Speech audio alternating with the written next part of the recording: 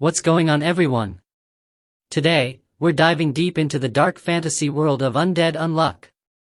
Episode 1. A guy named Andy can't die, no matter what. He's like a super zombie. One day, he bumps into Fuko, a girl with a strange power. Anything she touches gets super unlucky. Andy thinks Fuko's bad luck might be the key to finally killing him for good. The story starts with a confusing scene: a snowy city, a boy grabs a girl, bells ring, and they kiss. We then jump to a younger Fuko watching a plane take off. Suddenly, something falls from the sky and explodes the plane. This is Fuko's power: anything she touches gets super unlucky. Fast forward to present-day Fuko, who's finished reading a romantic manga and feels her life is boring. Feeling hopeless, she decides to jump off a bridge. A guy shows up and tries to stop her. Fuko explains she wants love, but her power makes it impossible. She lies about a deadly disease to scare him off, but the guy doesn't care. He grabs her and pulls her back from the edge, getting hit by a train in the process.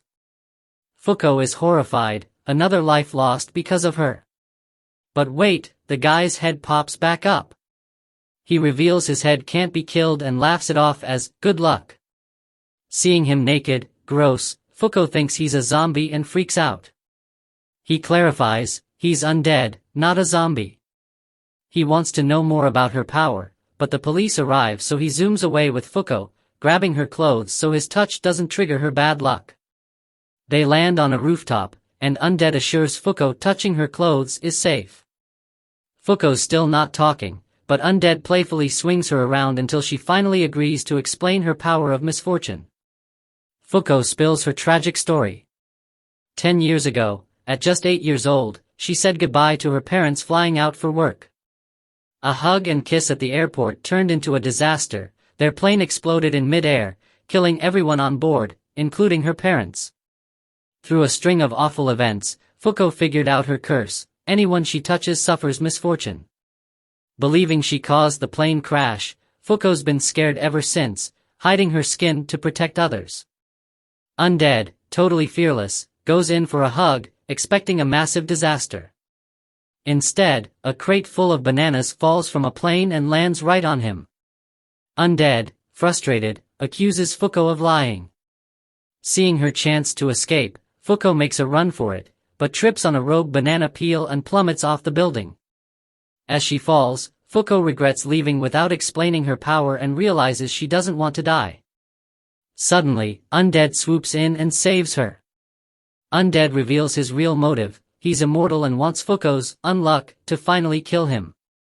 He's determined to find a way to trigger a massive disaster and achieve his long-awaited death. Meanwhile, a scarred man with his team watches from afar, learning of Undead's hideout and the girl with him.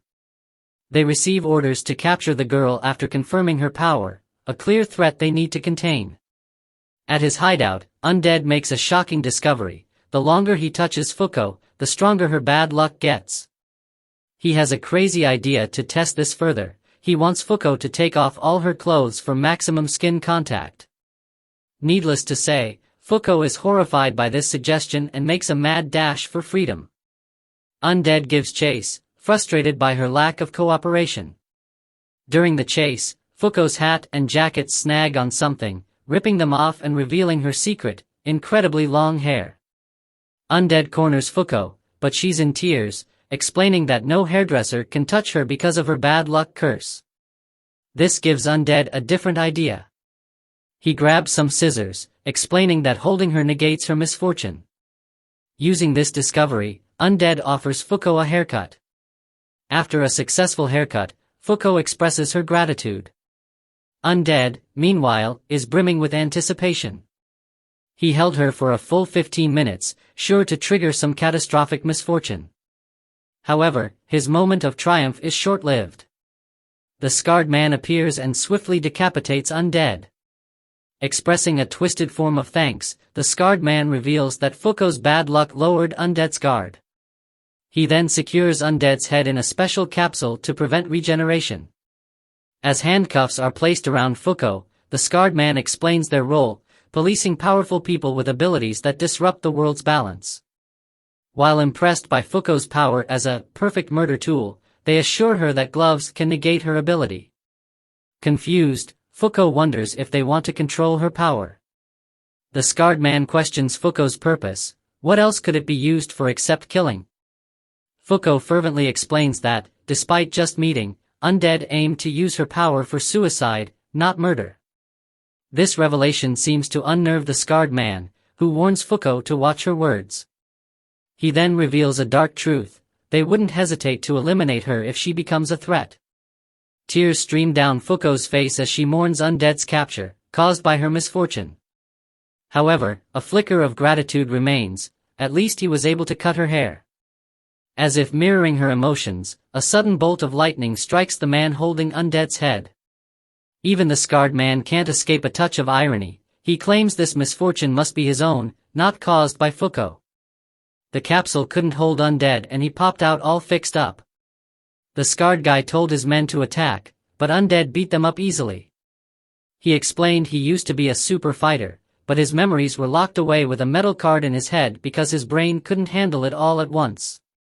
Undead said the lightning strike wasn't Fuko's bad luck, it was just his own misfortune. The scarred guy freaked out and held his sword to Fuko's throat. He wanted Undead to cut off his own head and give it to him. Even though Fuko begged Undead not to, he surprised everyone by chopping his own head off with a knife. Fuko was horrified, but then she got an idea. She jumped up and gave Undead a kiss on the cheek. The scarred guy had no idea what she was doing. Undead grinned and started putting himself back together. He told Fuko to run and grab the scarred guy, holding him close. Suddenly, a giant rock from space crashed right on the building. After the dust settled, Undead crawled out of the wreckage with a sword sticking out of him. He thanked Fuko for her bad luck even though it caused a huge mess. Fuko smiled a little too, but wouldn't call it good luck. They introduced themselves, Fuko and Undead. But Undead couldn't remember his real name and didn't care. Fuko thought a new name was needed and called him Andy because it sounded like Undead.